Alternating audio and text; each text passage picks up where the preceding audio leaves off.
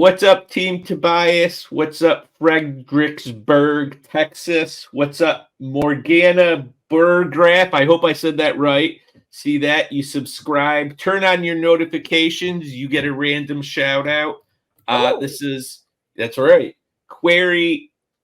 Quelling your query conundrums with Ann Rose and Lane Haymont. I'll eventually get the name of the show right. So you were saying something how you wanted us on different sides of the screen? I did because so I'm on my little tiny laptop monitor. I'm not on my work monitor, which is like giant, so I can actually read things. I'm on this little tiny laptop monitor, and so I like to be able to see you because I'm talking to you. You know what I mean? While we're doing this, and so, but I have to have the query up so I can read it, and I don't need to see myself. But if you're on this side, not this side, then I can't see you. See? So you don't see yourself? Mm-mm. Yeah, because you're there. I see you. Yes, because I have the screen with the query in front of it because my screen isn't that big. Gotcha. Okay. Okie doke. So not really. I don't know how to. I don't know how to technology. Okay. Your TikToks. I recorded a TikTok earlier today, but I have not posted it yet. Oh, can you keep us in suspense? Well, by the time this airs, it'll have been posted, I assume. It will. So I do ask agent elliptical sessions on TikTok. So people send in their questions, and then on my elliptical machine, I answer their questions. Oh, okay. And this was about what do literary agents do? So I'm gonna put your TikTok screen name on the bottom of the screen, and people can go check it out. Did you watch today's episode that dropped? Which one? The one we did Monday. No, I haven't seen it. Watch it. Getting lots of good comments. Oh no! Why? Yep. You're a star. I will have to go. I don't even know how to watch us. It's on YouTube. Oh, okay. I'll go to the YouTubes after this and check unless you want to pay for the Patreon and give us some money, despite the fact it would be giving yourself money. I guess I don't know. Do I get a check? I haven't gotten a check yet from this. I haven't gotten a check yet from this. Okay. I mean, the only subscriber is my dog, and he's over there laying on the floor. You just said we had a subscriber today, so. Oh yeah, we have a bunch of subscribers. I'm being facetious. I'm making jokey jokes. Right, but we don't want you to offend our subscribers and act like they're just your dog. No, we love our subscribers, all three of you. You are fantastic. We love all three of you. You are amazing. Yes. So do go watch the YouTube, and you are getting rave reviews. Oh, I'm afraid. Okay. I will go check it out once we are done here. And also I have to dye my son's friend's hair. So I have to do that as well. So what color? Pink. Oh. She wants magenta. I always wanted to dye my hair, do the frosted tips, but I never had the courage. And as a kid, I always tried to do the Bart Simpson, the spiky hair, except I'm Jewish and the hair is like bonk. So it never worked. Well, I can color your hair for you.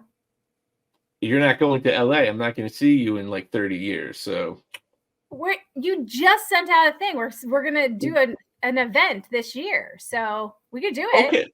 Okay. You want to dye my hair magenta? Purple's my favorite color. We could do purple. We can do any color you want. We can do the whole thing. We can just do we can do whatever you want. Okay. So think about it, because it's not that hard. So, Okay. Excellent. All right. Should we get to this? Yes, please. Quell some query conundrums today? Yeah, you're procrastinating. I am not procrastinating. I am ready. Okay. So we are prepared to do a couple of them today, but we're going to break these up, I'm pretty sure. So as per usual, we will be wearing the same outfit for like at least a month here. And so you're just going to have to, we should probably just orchestrate costume changes between these sometime. That's amazing. I'm going to start wearing a costume. Like, I'll get one of those T-Rex suits, so it's just a T-Rex answering all the questions. Okay, I'm into that. That's cool. I got these glasses for the holidays. They're little bunny glasses, so I was going to wear these too. That's our costume. That's our theme. I'll be a T-Rex. You can be a bunny. Excellent. Okay. Well, let's get going here. I have a query letter up and ready to go. And just the usual disclaimer, I'm sorry if I mispronounce names, words, worlds. You know, I'm doing the best we can here. And I don't read very well out loud, number one. And also, this is very small on my tiny little laptop screen. So just be kind, friends, be kind. Okay.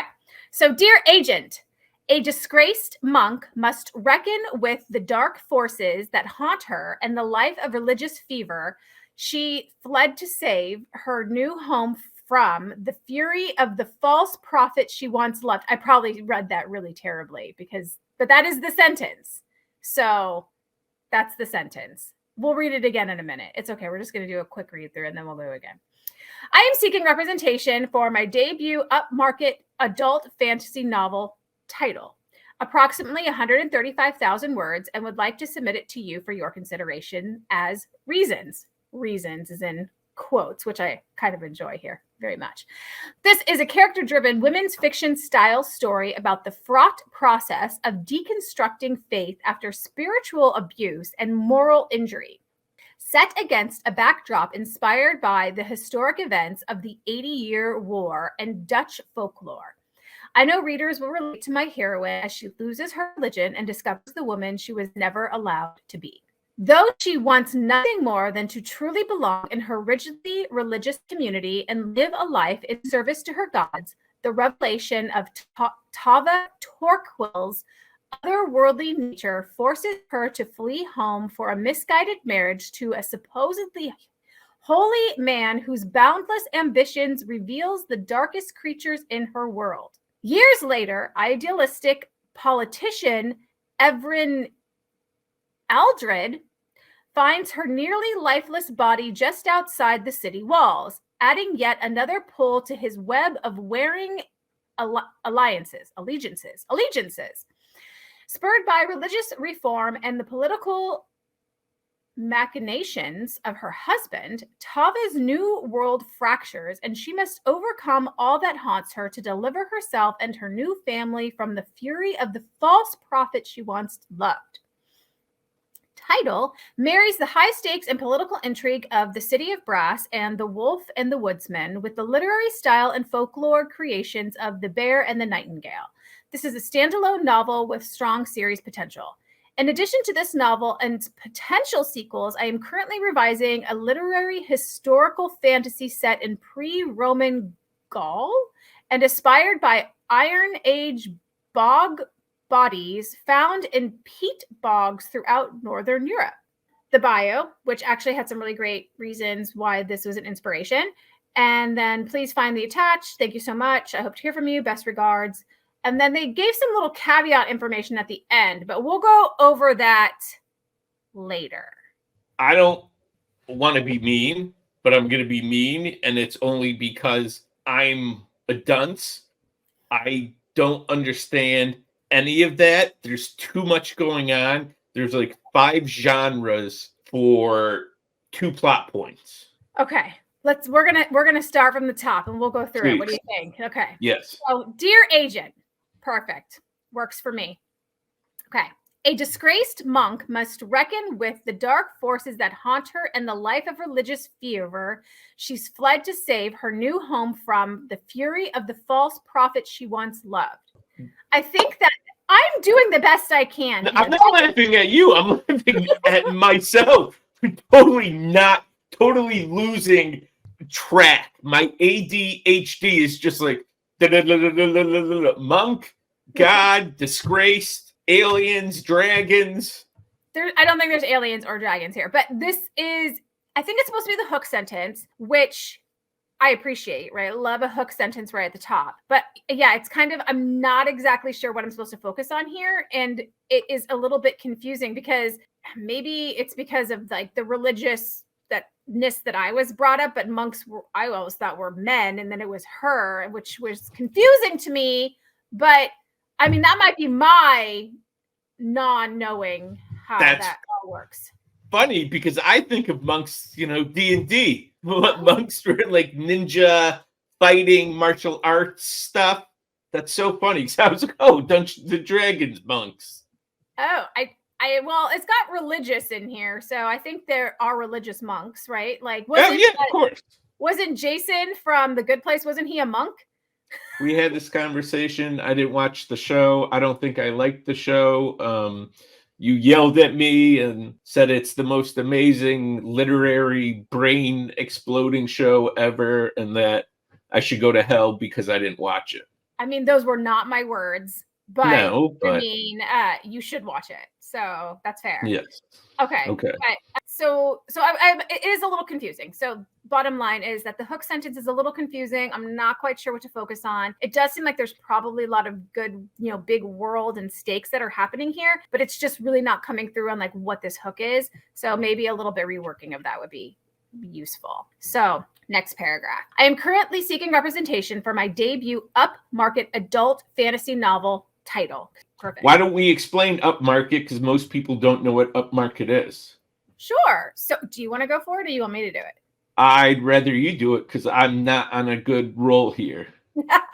Okay, so the way that I define upmarket, which is probably not the definition for some, but usually there's commercial writing and there's literary writing. And so I kind of see upmarket as like the meat in the middle. So it's kind of both. So it's like this commercial kind of concept, but it also has some like nice purpley prose that could be interweaved. So it kind of is a nice mesh of the two things together. So it doesn't necessarily stand one side or the other. It's kind of there. How do you usually define it? Exactly. It's has the commercial appeal, but the literary prose.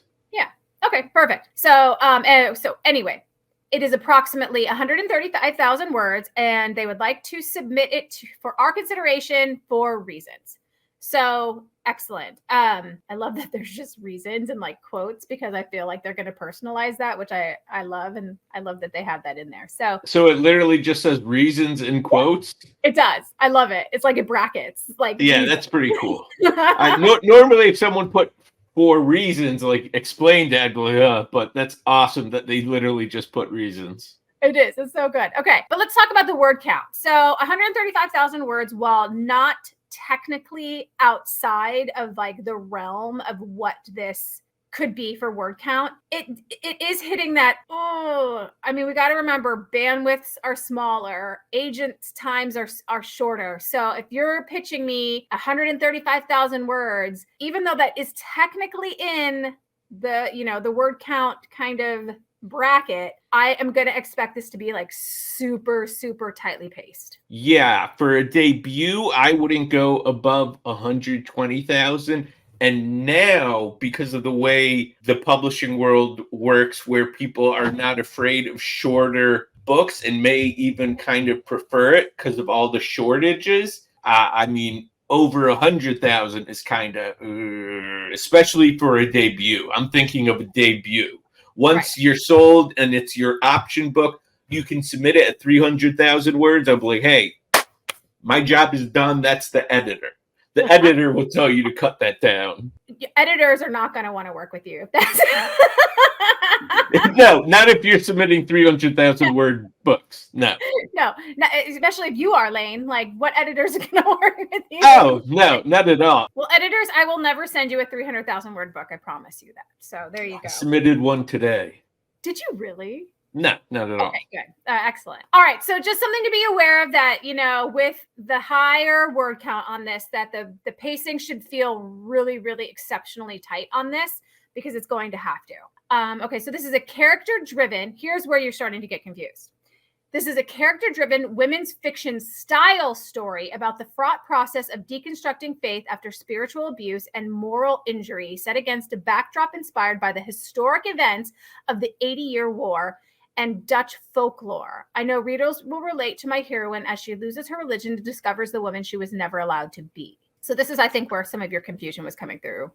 Yes, the women's fiction style. I don't know necessarily what that means. I know what a women's fiction is, and I know what fantasy is. I know what upmarket is.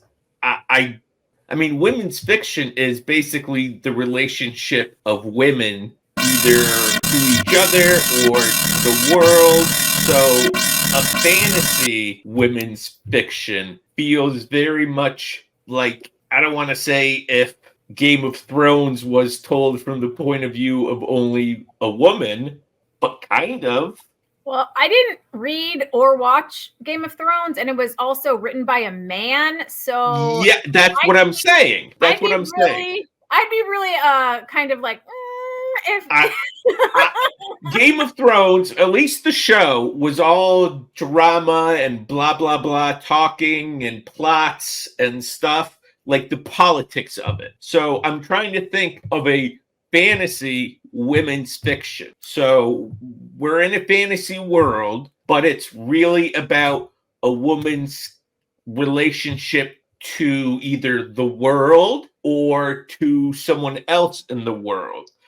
And I'm trying to figure out what else it could be other than some fantastical element. Well, I mean, there is When Women Were Dragons, right? So that's a fantasy that I would consider like a fantasy, a women's fiction kind of forward story. Women Were Dragons? When Women Were Dragons? As in Women Were Dragons, or that's the title of a book? That's the title of a book. Oh, okay. I thought you were saying Women Were Dragons, and I was like, that's kind of sexist, Anne Rose. They were in the book. They were dragons in the book. So I haven't finished reading it yet, but that's the title of the book, and that's the I just started it. So, but that's the impression I'm getting, is that women were at some point in the world dragons. So maybe I'm right, maybe I'm wrong, but it's a good story. I'm enjoying it so far. So just have to finish it with the other 20 books that I'm reading. No big deal. But you know, that feels like a very women's fiction forward type of fantasy story. So I kind of understand what the author is trying to do here with that. And it may be my cis het white male blinders. That is absolutely probably 10,000% what it is. Right. I think what really, sells this paragraph for me personally is that I know readers will relate to my heroine. I don't know if she should, or he, or I don't know if they, the author, should necessarily say that they will definitely relate. But I do enjoy that the second part of this is as she loses her religion and discovers the woman she was never allowed to be. So that part sells it for me, because I'm like, okay, yes. I'm always in for women's stories, and especially women figuring out like who they are in their world. That makes me think of a Ridley Scott movie. So depending how fantastical this is, just from the pitch, I could see Ridley Scott being into it, because his favorite movie of his, and I tell everyone this all the time, was Thelma and Louise, which, you know, is, I'd say, women's fiction. Yeah. It's a good women's story. I mean, I haven't seen it in 100 years, so it's been a while. For shame. But I know the basic gist. Okay, so let's get into the meat of the query. So, though she wants nothing more than to truly belong in her rigidly religious community and live a life in service to her gods, the revelation of Tava Torquil's otherworldly nature forces her to flee home for a misguided marriage to a supposedly holy man whose boundless ambition reveals the darkest creatures in her world. Years later, idealistic politician Everin Eldred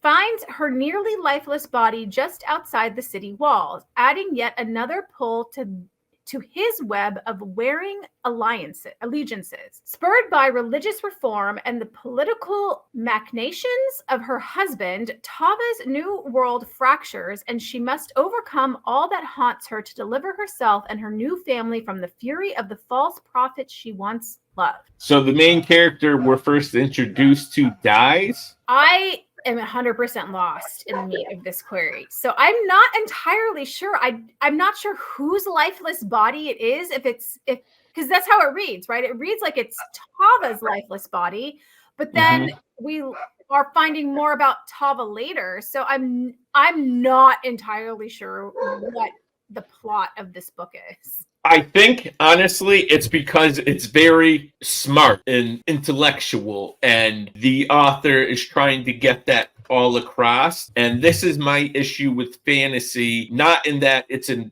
problem, but that I struggle trying to accurately tell a fantasy story without muddling the pitch, because you don't know what is needed, what isn't, and that's the struggle to accurately pitch a fantasy, especially a smart fantasy, a really smart fantasy. I mean, George R. Martin, Game of Thrones. Yeah, you can pitch that. That's easy. It's, simple. But this is, I need to go back to college. I need to go back to college too to understand. I mean, I think I kind of get a vague idea of what it is, but I'm not entirely sure of what the story is about and who is who and how there's years later. But that comes in to something that's written below. So the meat of the query itself, I'm not exactly sure is working in this context, only because it does seem like a very complex story. It does seem like a complicated world. It sounds like they're tackling some great issues here, but there's a lot going on. And so like there's not like clear goals, motivations, and stakes here, which, not every story will always have. It's just a little muddled. It's not clear what this doesn't read like a back cover copy. Exactly. All right, we'll move on. So title marries the high stakes and political intrigue of the City of Brass and the Wolf and the Woodsman with the literary style and folkloric creatures of the Bear and the Nightingale. This is a standalone novel with strong series potential. In addition to this novel and the potential sequels, I am currently revising a literary historical fantasy, probably also where you're getting confused, set in a pre-Roman Gaul, Gaul. Yes, it's where France used to be, or maybe Germany. I think France. Well, my geography is terrible. I have to use the button on my car that says go home. Otherwise, I'm lost. So. Well, France is in Ghana right now. That's a joke because it's in Europe. Yeah, I mean, I know that France is in Europe, but me and geography, like I'm not getting home without the little go home button on my car. So it's inspired by iron-aged bog bodies found in a peat bogs throughout Northern Europe. So, I mean, it sounds like it's a cool project, but I think I would cut that entire in addition. I'd cut all of that because like what you're working on next necessarily isn't relevant at this stage and is a good conversation to have like when you have a call with an agent later on. Yes, I would cut out everything about that book as cool as it sounds, because I do think it sounds cool, and I like that I actually know what peat bog bodies are. That's amazing. What are peat bog bodies? They're like mummies of people who have fallen into swamps or bogs. And through however long, thousands of years, the way the bog swamp works is it mummifies them. Okay, that's cool. Yeah. Yeah, it's really cool. Sounds really cool. Okay, so yeah, there's great comps here. I don't really have any issues with any of that. I would just cut out the thing. I mean, we've talked before about the whole series potential thing, which is, I think every book has series potential. I don't think it's necessary to say that, but that's fine. Okay, so I'm going to give you some caveats. So down below their query, they said, in case it's relevant, here are some details not in the letter, but that they had included in letters beforehand. And so I think these are relevant to kind of talk about because what we're doing here. So this is a multi-point of view book, which makes sense, but I don't know how many. I would like to know how many points of view, and they could easily add this in by saying, title is a multi-point of view, is a 4-person point of view, is a 5-person point of view, is a 3 point of view, upmarket debut, right? So they could weave it in there so we know how many points of view, because I think that would be relevant, especially since if we don't start immediately with Tava, which I'm going to assume. So if I don't immediately start with her on the first page, I'm already going to be confused about like what this story is if I don't know there's going to be multiple points of view. It's also a dual timeline. So I guess that is where that years later aspect comes into it, but it's just not clear because I thought that was continuation of the current story, not necessarily the fact that these are 2 different stories that are being told in the same novel. So I would maybe try to separate that out just a little bit, above, just so we understand. And then it talks about how there's romantic subplots and those kinds of things, which I'm not sure is necessarily needed for this particular query. But I do think adding in that it's a multi-point of view and the dual timeline would be really, really relevant and help out this query a touch. Thoughts? Yes, exactly. I think there's maybe too many genres being given for things that definitely don't warrant it. Like a romantic subplot that you don't need that in the query doesn't make it a romance. Most things have a romantic subplot. That's where my head is at. That's fair. All right. So that was pretty much it. I will say, though, even though the meat of this query I found really stinking confusing, I kind of really want to read this.